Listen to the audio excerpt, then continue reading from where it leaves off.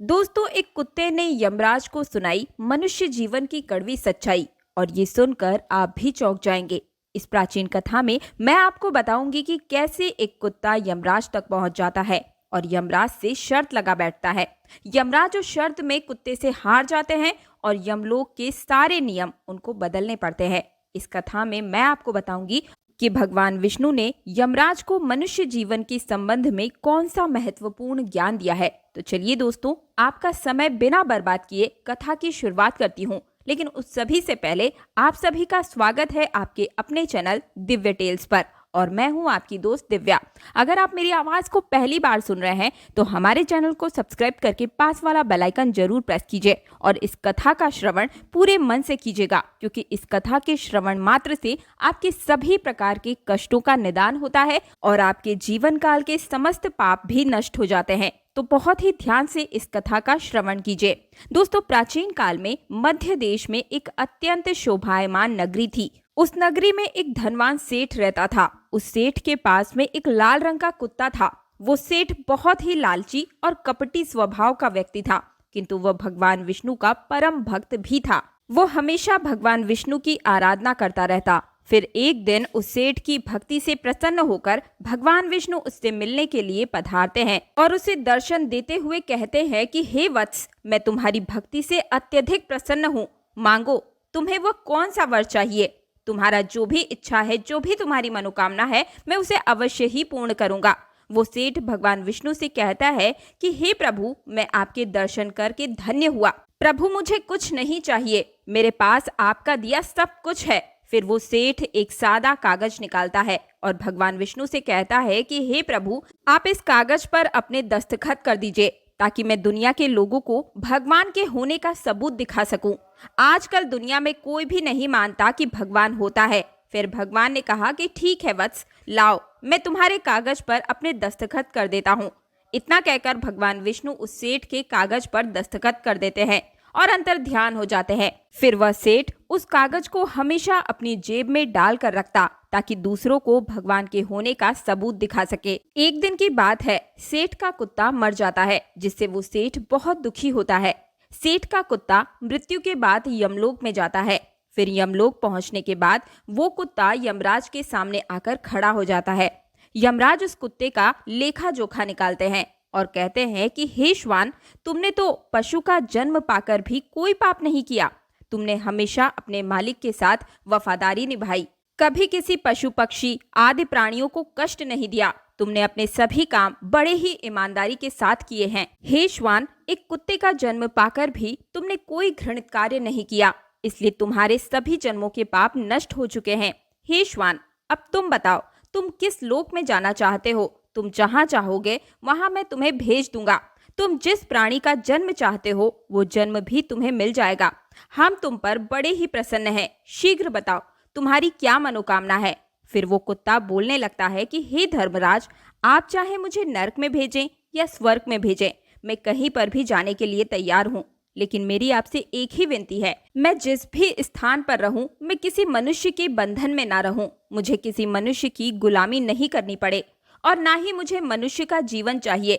आप कृपया करके मुझे कोई उचित स्थान प्रदान करें। कुत्ते की बात सुनकर यमराज आश्चर्यचकित होते हैं और सोचने लगते हैं कि मनुष्य का जीवन पाने के लिए तो देवता भी तरसते हैं, फिर ये कुत्ता मनुष्य का जीवन क्यों नहीं पाना चाहता। फिर यमराज उस कुत्ते से कहते हैं कि हे श्वान, तुम मनुष्यों से इतना द्वेष क्यों करते हो। मनुष्य का जीवन पाने के लिए तो बड़े बड़े देवता भी तरसते हैं। पृथ्वी पर तो मनुष्य का जीवन ही सर्वश्रेष्ठ है, फिर क्यों तुम मनुष्य का जन्म पाना ही नहीं चाहते। इससे पहले तुम्हें कभी भी मनुष्य का जीवन भी नहीं मिला है, शायद इसलिए तुम मनुष्य जीवन के फायदे नहीं जानते हो। तुम बस एक बार मनुष्य का जीवन प्राप्त करके तो देखो, तुम्हें पता चलेगा कि उसके कितने फायदे हैं। यमराज की बात सुनकर वो कुत्ता कहता है कि हे धर्मराज, मैं जानता हूँ मनुष्य का जीवन कितना अनमोल है, लेकिन मनुष्य बड़ा ही स्वार्थी, धूर्त, कपटी और चालाक होता है। जब वह अपना मतलब देखने लगता है तो सही गलत सब कुछ भूल जाता है। उसकी तृप्ति किसी चीज से नहीं होती। सारे संसार का धन भी उसे मिल जाए तो भी वो संतुष्ट नहीं रहता। उसकी भूख कभी नहीं मिटती। मनुष्य बड़ा ही असंतोषी है। वह अकारण ही दुखी रहने लगता है और दूसरों को भी दुख देने लगता है। मनुष्य मुझ जैसे बेजुबान जानवरों को अपना गुलाम बनाकर रखते हैं और अपना काम निकलवाते रहते हैं। इतना ही नहीं, मनुष्य तो भगवान को भी धोखा देते हैं। इसलिए मुझे मनुष्य का जन्म नहीं चाहिए। यमराज कहते हैं कि हे श्वान, ये तुम क्या कह रहे हो? मनुष्य भगवान को धोखा दे रहा है? भला ये कैसे हो सकता है? तुम जरा बताओ, मैं भी जानूं। फिर कुत्ता कहने लगता है, हे धर्मराज, मनुष्य जब मंदिर में जाता है तो स्वार्थी मन से भगवान की पूजा करता है और भगवान से कहने लगता है कि हे भगवान, मेरा ये काम बना दो, मेरी इतनी पैसे की इच्छा पूरी कर दो। अगर आप मेरा ये काम करवाएंगे तो मैं आपको इतना पैसा दान दूंगा, धर्म करूंगा, भंडारा कराऊंगा, गरीबों को कपड़े दान दूंगा। लेकिन जब उसका काम पूरा हो जाता है तो वो ये सब कुछ भूल जाता है, आगे बढ़ने की होड़ में लग जाता है और वो इस होड़ में अपनों का ही शोषण करता है। वह एक दूसरे की टांग खींचने में लगा रहता है, ना खुद ऊपर उठने का प्रयास करता है और ना ही दूसरों को उठने देता है, ना चैन से खाता है और ना ही किसी को खाने देता है।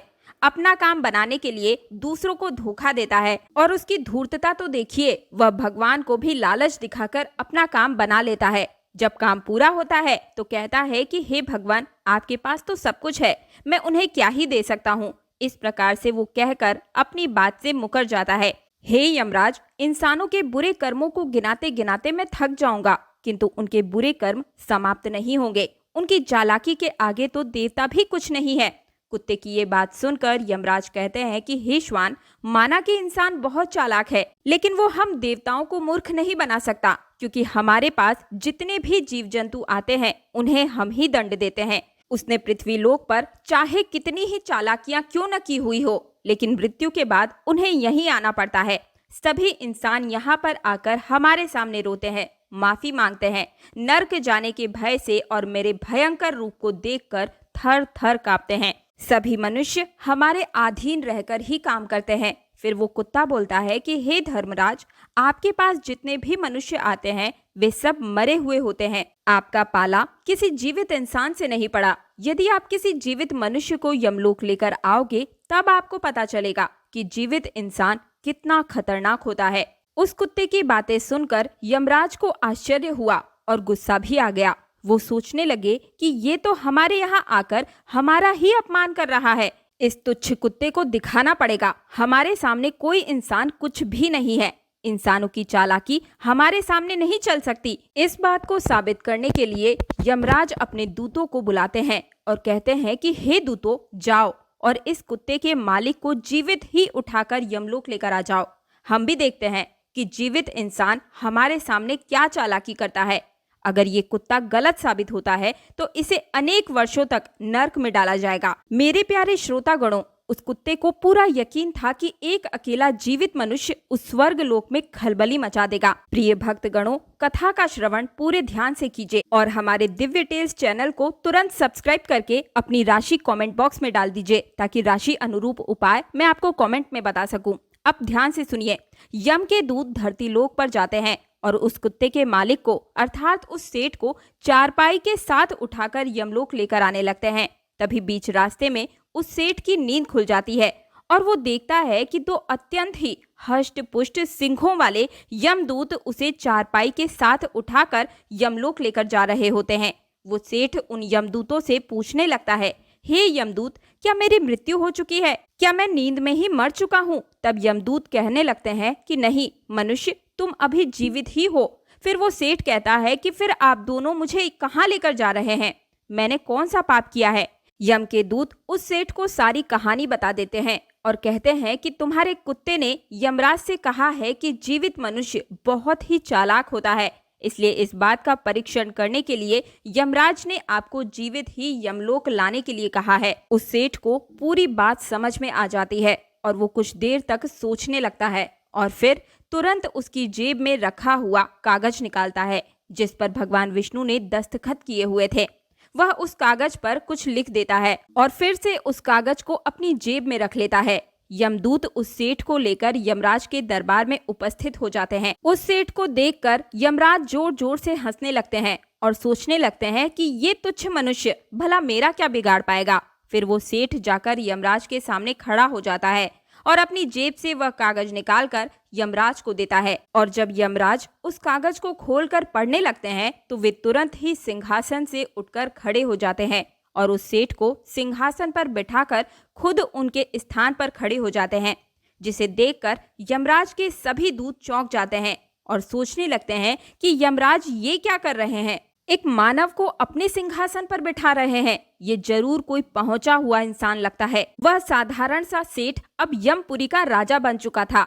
यमराज भी उसका आदेश मानने के लिए विवश हो जाते हैं।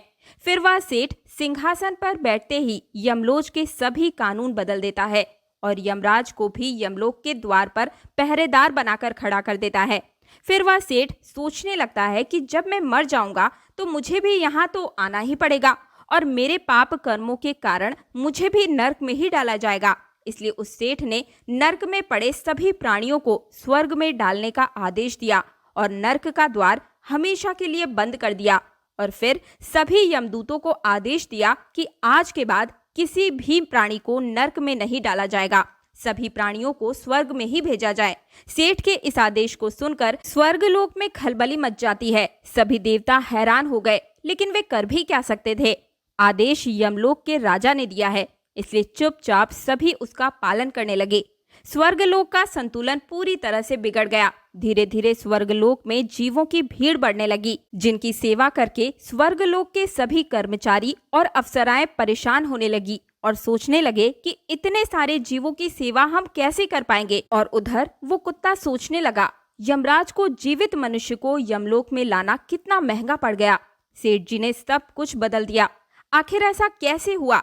फिर वो कुत्ता अपने सेठ के पास गया और पूछने लगा, सेठ जी आपने ये सब कैसे किया? अब तो आप यमलोक के राजा बन गए हैं, अब मैं सारे जीवन आपका दास बनकर रहूंगा। कृपया आप मुझे बताइए कि आपने ये सब कैसे किया। तब वो सेठ धीरे से उस कुत्ते के कान में कहता है कि जब मुझे पता चला कि मुझे जीवित ही यमलोक में लाया जा रहा है तो मैंने भगवान विष्णु के दस्तखत किए हुए कागज पर ये लिख दिया कि जिस जीवित मनुष्य को यमराज यमलोक बुला रहे हैं उसे यमलोक का राजा बना दिया जाए। यही मेरा आदेश है। उस कागज पर भगवान विष्णु के दस्तखत देखकर यमराज को लगा कि भगवान विष्णु का यही आदेश है, तो उन्होंने बिना विचार किए ही मुझे यमलोक का राजा बना दिया। सेठ की बात सुनकर वह कुत्ता बहुत खुश हुआ और सोचने लगा कि इंसानी दिमाग चाहे जहां भी रहे खुरापात तो करेगा ही। इधर यमलोक का ऐसा हाल देखकर सभी देवता भगवान विष्णु से मिलने के लिए वैकुंठ धाम चले गए और वहां उन्हें सारी बात बता दी। देवताओं की सहायता करने के लिए भगवान विष्णु तुरंत ही यमपुरी में आ गए और वहां जाकर उन्होंने देखा कि यमराज तो यमलोक के द्वार पर खड़े हुए हैं। फिर यमराज के सिंहासन पर कौन बैठा है? भगवान विष्णु को देखते ही यमराज उनसे प्रार्थना करने लगे और कहने लगे कि हे प्रभु, आपकी ये कौन सी लीला है? ये बड़ी ही विचित्र है। धरती के एक साधारण से मनुष्य को आपने यमलोक का राजा बना दिया और मुझे पहरेदार। भगवान विष्णु यमराज से कहते हैं कि हे धर्मराज, ये मैंने नहीं किया है, ये तो मनुष्य के चालाक दिमाग का कमाल है। यदि तुम जीवित मनुष्य को यमलोक लेकर आओगे तो यही होगा ना। इसलिए मैंने मृत्यु के बाद ही मनुष्य को यमलोक लाने का आदेश दिया था, ताकि मनुष्य के सभी दोष और उसका स्वभाव शरीर के साथ नष्ट हो जाए और केवल उसकी आत्मा ही यमलोक में प्रस्थान करे। किंतु आप तो एक जीते जागते मनुष्य को यमलोक उठाकर ले आए। यमराज से इतना कहकर भगवान विष्णु आगे बढ़े और फिर जब उस सेठ ने भगवान विष्णु को आते हुए देखा तो वह तुरंत ही यमराज के सिंहासन से उठकर खड़ा हो गया और बोलने लगा, हे प्रभु, मुझे क्षमा कीजिए। मैंने अपने कुत्ते को नर्क में जाने से बचाने के लिए और मनुष्य की बुद्धि का बल दिखाने के लिए ऐसा किया। मैं आपके द्वारा दिए गए वरदान का दुरुपयोग नहीं करना चाहता था। हे प्रभु, मैं आपके दर्शन करके ही धन्य हो गया। अब मुझे किसी और चीज की लालसा नहीं है। फिर भगवान विष्णु मुस्कुराए और उन्होंने उस सेठ को क्षमा कर दिया। फिर वह सेठ धरती लोक पर लौट आया। भगवान विष्णु ने भी यमराज को फिर से यमलोक की गद्दी पर बिठा दिया और वे भी वैकुंठ लोक को चले गए। यमराज फिर से अपने सिंहासन पर बैठ गए। तब वह कुत्ता यमराज से कहने लगा कि हे धर्मराज, देखिए आपने जीवित मनुष्य की चालाकी। एक जीवित मनुष्य क्या क्या कर सकता है, इसलिए मैं मनुष्य नहीं बनना चाहता। मनुष्य जब स्वार्थी बन जाता है तो वो अंधा हो जाता है, उसे दोस्त परिवार दिखना बिल्कुल बंद हो जाता है। लालच में वो धर्म को भी भूल जाता है और अनिष्ट कार्य करने लगता है। जब तक वह शास्त्र अनुसार कर्म करता है तभी तक सुखी रहता है, और जब धर्म से विमुख हो जाता है तो क्लेश और बीमारियां उसे घेर लेती है और उसका पतन निश्चित हो जाता है। फिर यमराज उस कुत्ते को क्षमा कर देते हैं और उसे स्वर्ग में भेज दिया जाता है। यमलोक के बदले हुए कानूनों को फिर से सही किया जाता है। तो दोस्तों, इस प्रकार से एक कुत्ते ने यमराज को मनुष्य के जीवन की सच्चाई बताई है। ये कथा आपको कैसी लगी मुझे कमेंट में जरूर बताइए। साथ ही साथ कमेंट बॉक्स में आप सभी अपना नाम, राशि, डेट ऑफ बर्थ बिल्कुल भी लिखना मत भूलिएगा। राशि अनुरूप उपाय मैं आपको कमेंट में बताऊंगी। साथ ही कमेंट बॉक्स में जय मां लक्ष्मी जरूर लिखिएगा। अगर आप मेरी आवाज को पहली बार सुन रहे हैं तो वीडियो को लाइक करके हमारे चैनल दिव्य टेल्स को तुरंत सब्सक्राइब करें और पास वाला बेल आइकन जरूर प्रेस कीजिए। मिलती हूँ आप सभी से एक और अलौकिक कथा के साथ। तब तक के लिए देखते रहिए दिव्य टेल्स।